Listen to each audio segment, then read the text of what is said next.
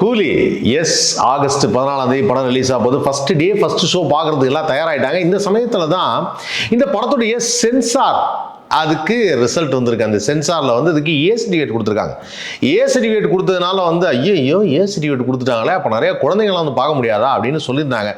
குழந்தைங்கள்லாம் அதையும் மீறி வந்து பார்க்க தான் போகிறாங்க. ஏன்னா சூப்பர் ஸ்டார் ரஜினிகாந்த் படம் அப்படின்னாலே இது வந்து ஜனரஞ்சகமாக எல்லா ஆடியன்ஸும் பார்த்து ரசிக்கக்கூடிய ஒரு படமாக தான் இருக்கும். ஸோ இந்த வகையில் இந்த படத்தை பற்றி சொல்லும்போது பார்த்தீங்கன்னா இது கொஞ்சம் வைலன்ஸ் ஆடடாக இருக்கும். ஏன்னா கதையுடைய களம் அந்த மாதிரி அப்படின்னு சொல்கிறாங்க. ஸோ இந்த படத்துடைய நீளம் அப்படின்னு பார்க்கும்பொழுது கிட்டத்தட்ட 2 மணி நேரம் 49 நிமிஷம். 2 மணி நேரம் 49 நிமிஷங்கிறது ஒரு கொஞ்சம் லென்த்தியான ஃபிலிம் தான். இன்னைக்கு இருக்கக்கூடிய படங்கள்லாம் 2 மணி நேரம் 5 நிமிஷம், 2 மணி நேரம் 10, 2, 15 அது வரைக்கும் தான் வருது. அதுக்கு மேலே நிறைய பேர் வந்து ஃபுட்டேஜ் வைக்கிறது. சரி, அவர் ஆன் அண்ட் ஆவரேஜ் பார்க்கும்போது இல்லை, ஒரு திரைப்படம் அப்படின்னு சொல்கிறப்போ முன்னாடியெல்லாம் 2.5 மணி நேரம் ஷுவர் ஷார்ட்டாக வரும். 2:40ங்கிறது ஒரு கல்ச்சர் ஆஃப் ஃபிலிம். அது எப்படி சொல்கிறோம் அப்படின்னா கிட்டத்தட்ட வந்து ஒரு ஃபர்ஸ்ட் ஆஃப் இன்டர்வல் அப்படிங்கும்போது 45 மினிட்ஸ், ஃபர்ஸ்ட் 45 மினிட்ஸில் வந்து கதையுடைய கேரக்டர்லாம் வந்து இன்ட்ரடியூஸ் பண்ணுவாங்க. அண்ட் அடுத்த 45 மினிட்ஸில் அந்த கேரக்டர்ஸ்லாம் என்னென்ன ப்ளே பண்ணுறாங்க, என்ன மாதிரி நாட்டில் போய் ஒரு சிக்கலில் முடியுது அப்படிங்கிறது தான் இன்டர்வல் பிளாக்காக இருக்கும். அந்த இன்டர்வல் பிளாக்லேருந்து அது வந்து 1.5 hours கணக்கு. 45 மினிட்ஸுங்கிறது 90 மினிட்ஸ், 90 மினிட்ஸுங்கிறது 1.5 hours. ஸோ அந்த 1.5 hours இன்டர்வல் விட்டாங்கன்னா செகண்ட் ஹாஃப் வந்து ஜாம் பேக்டு 1 hour தட்டி தூக்கிடுவாங்க. இதுதான் ரெகுலரான ஒரு ஃபார்மேட். பட் அது கொஞ்சம் கொஞ்சமாக கம்மியாகிட்டே வரும்போது திடீர்னு தியேட்டரில் ஒருத்தர் வந்து உட்காந்துட்டு சார் படம் இப்போ சார் போட்டாங்க, இப்போ தான் சார் போட்டு ஒரு 10 நிமிஷம் ஆச்சு அப்படின்னோடனே கிட்ட அந்த கேரக்டர்லாம் இன்ட்ரடியூஸ் பண்ணிட்டு டப்புன்னு ஒரு நாட்டு வச்சோடனே இன்டர்வல் வந்துருதா. என்ன சார் படம் போட்டு 10 நிமிஷம் தான் ஆச்சு, நீங்கள் இப்படி டக்குன்னு இன்டர்வல் வந்துருச்சு அப்படின்னா, சார் உண்மையிலேயே படம் போட்டு கொஞ்ச நேரம் தான் சார் ஆச்சு, அப்போ தான் சார் நீங்கள் வந்தீங்க அப்படின்னு நிறைய பேர் சொல்ல ஆரம்பிச்சிட்டாங்க. ஏன்னா அந்தளவுக்கு வந்து டைம் வந்து குறைய ஆரம்பிச்சிருச்சு. இப்போ இந்த படம் வந்து 2 hours 49 மினிட்ஸுங்கிறதுனால ப்ராப்பராக ஒரு 1.5 hour அந்த இடத்துல வந்து அந்த இன்டர்வல் வரும்னு தான் நினைக்கிறேன். ஸோ இதில் லோகேஷ் கனகராஜ் என்ன சொல்லியிருக்காரு அப்படின்னா, இன்டர்வல் பிளாக்கை வந்து நான் ரசிகர்களோடு பார்க்கறதுக்கு பயங்கர ஆர்வத்தோடு காத்திருக்கிறேன் அப்படின்னு சொல்லியிருக்காரு. சரி, அதில் என்னன்னா எனக்கு ரொம்ப பிடிச்ச ஒரு இன்டர்வல் பிளாக் அப்படிங்கும்போது அது மாஸ்டர் படத்தில் விஜய் சேதுபதியும் இந்த பக்கம் அந்த அடிச்சு போடுறதும் அந்த பக்கம் வந்து விஜயும் இருக்கும்போது ஒரு இன்டர்வல் பிளாக் ஒரு சீன் வரும். பாத்தி எல்லாருக்கும் இது ஒன்றும் புதுசான ஒன்றும் சொல்ல போகிறதில்ல, அது உங்கள்கிட்ட சொல்கிறேன் அப்படின்னு சொல்லிட்டு ஐ எம் வெயிட்டிங் அப்படின்னு அல்டிமேட்டாக இருக்கும்.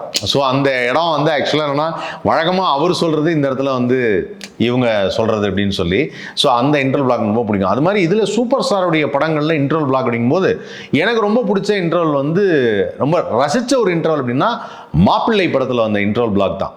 அதில் வந்து என்னென்னா ஃபோன் அடி பேசிட்டே இருப்பார், என்ன விடுங்க அதையே நான் யாருங்கிறத அதை நான் ஏன் என் வாயால் சொல்லுவேன் அப்படின்னு, நான் யாருங்கிறத அதை நான் ஏன் என் வாயில சொல்லுவேன், அது அவங்க சொல்லுவாங்க அப்படின்னு இப்படி திரும்பி பார்த்தா மக்கள் அத்தனை பேரும் கத்துவாங்க. ஸோ அந்த மாதிரி ஒரு பிளாக் இருக்கும். அதுக்கப்புறம் பாஷா படத்தோட இன்டர்வல் பிளாக் வந்து அந்த டயலாக் அப்படி திரும்பி நான் ஒரு தடவை சொன்னா 100 தடவை சொன்ன மாதிரி அப்படின்னோடனே அப்படி டைட் அப்படி க்ளோஸ் போவாங்க, அப்படி க்ளோஸ் போனால் இன்டர்வல் பிளாக் போடுவாங்க. ஸோ இதெல்லாம் வந்து இந்த பெஸ்ட் இன்டர்வல் பிளாக் நான் பார்த்ததில் சூப்பராக இருக்கும். அது மாதிரி இந்த படத்தில் இன்டர்வல் பிளாக்கை நான் பார்க்கறதுக்கு காத்திருக்கேங்கிறார் லோகேஷ் கனகராஜ். ஸோ அப்போ ஏதோ ஒரு நல்ல ஒரு ட்விஸ்ட்டு, ஒரு அருமையான ஒரு ஷாட் வச்சுருக்காரு அப்படிங்கிறது தான் நான் எக்ஸ்பெக்ட் பண்ணுற ஒரு விஷயம். ஸோ கண்டிப்பாக தியேட்டரில் அதை பார்த்து நம்ம எல்லாரும் என்ஜாய் பண்ணலாம். அதே மாதிரி இந்த படம் வந்து ஒரு மிகப்பெரிய வெற்றி அடையணும் அப்படின்னு சொல்லிட்டு திருவண்ணாமலை சென்று அண்ணாமலையை தரிசித்திருக்கார். யார்? நம்ம லோகேஷ் கனகராஜ் அண்ட் டீம், அந்த கொரியோகிராஃபர்ஸ் இவங்க எல்லாருமே வந்து போயிருக்கிறாங்க. போயிட்டு அண்ணாமலை கோயில் போயிட்டு சிவனை வேண்டிட்டு வந்திருக்கிறாங்க. ஸோ இது வந்து ஒரு ஸ்பிரிச்சுவல் பிலீஃபும் ஒரு காரணம். ஸோ என்னென்னா சூப்பர் ஸ்டாருடைய படம், ஏன்னா அதாவது என்னென்னா இந்த கையில் கொஞ்சம் காசு இருந்தால் அதுதான் உனக்கு நாம் தான் அதற்கு எஜமானன், கழுத்து வரைக்கும் காசு இருந்தால் அதுதான் உனக்கு எஜமானன். இது எப்படின்னா இந்த எக்ஸ்பெக்டேஷனை கூட்டிகிட்டே போக இல்லை, கிட்டத்தட்ட வந்து இது வரைக்கும் கோயிலுக்கே போகாதவங்க கூட ஒரு தடவை போய் வேண்டிட்டு வந்துடலாமே அப்படிங்கிற மாதிரி ஆகிடும். ஏன்னா அது வந்து வேற மாதிரி போயிட்டுருக்கு. ஒரு கூலி படத்துக்குள்ள எக்ஸ்பெக்டேஷன் அப்படிங்கிறது தமிழ்நாட்டில் மட்டும் இல்லை, ஆந்திராவில், கர்நாடகாவில், கேரளாவில், நார்த் இந்தியாவில், இப்படி எல்லா இடத்துலையும் அந்த எக்ஸ்பெக்டேஷன் மட்டும் இருக்குது.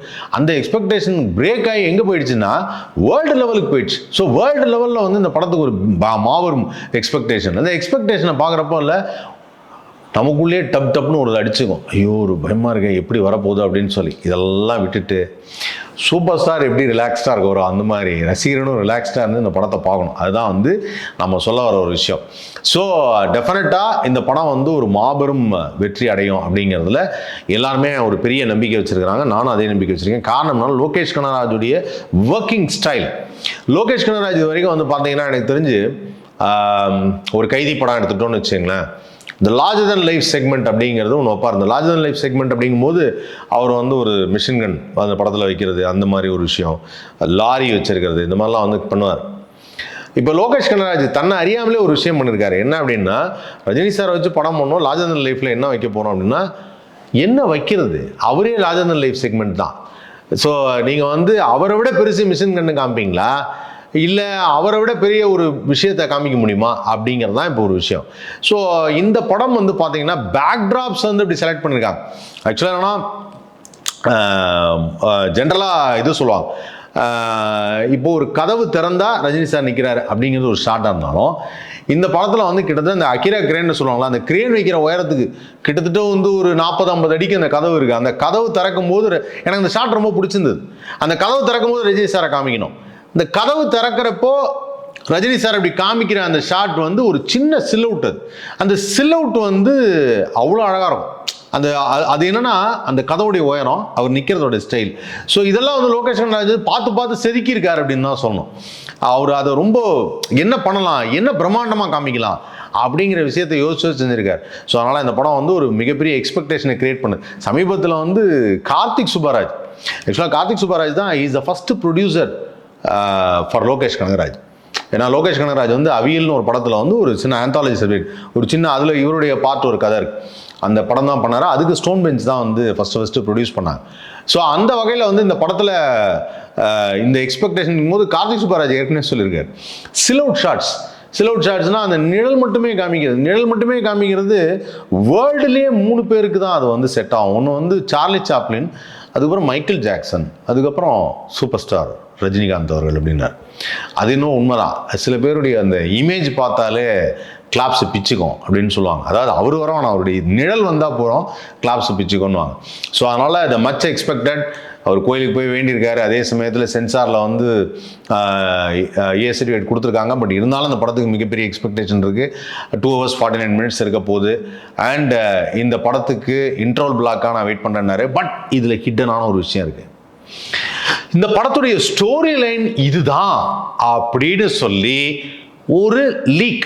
அது என்ன லீக் அப்படின்னு பார்த்தீங்கன்னா, ஒரு பொண்ணு அவருடைய பாஸ்ட்டை வச்சு நிறைய கொலையெல்லாம் பண்ணிட்டு இருக்கா, அந்த பொண்ணு தான் இந்த படத்தில் ஒரு மெயின் கேரக்டர் அப்படிங்கிறாங்க. அது வந்து இப்போ அந்த படத்தில் அந்த பொண்ணுன்னு சொல்லும்போது ஏகப்பட்ட பேர் நடிச்சிருக்காங்க. ஸ்ருதிஹாசன் நடிச்சிருக்காங்க, அதுக்கப்புறம் வந்து பிரீத்தி ராஜசேகர், பூஜா ஹெக்டே, அதுக்கப்புறம் வந்து ரச்சிதா ராம், அதுக்கப்புறம் வந்து ரெபா மோனிகா ஜான், மோனிஷா பிளஸி, இவ்வளோ பேர் நடிச்சிருக்காங்க. இப்போ யார் அந்த பொண்ணு, அந்த பொண்ணை சுற்றி தான் அந்த கதை நவரப்போதா, அதுக்கும் நம்ம சூப்பர் ஸ்டாருடைய அந்த கேரக்டருக்கும் என்ன சம்பந்தம், என்ன நடக்க போகுது அப்படிங்கிறது தான் அடுத்த கேள்வியாக இருக்குது. ஸோ இது வந்து இப்போ இந்த சென்சார்லாம் வந்ததுக்கப்புறம் டக்குன்னு ஒரு சின்னதாக ஒரு லீக் இப்படி தான் சார் கதை.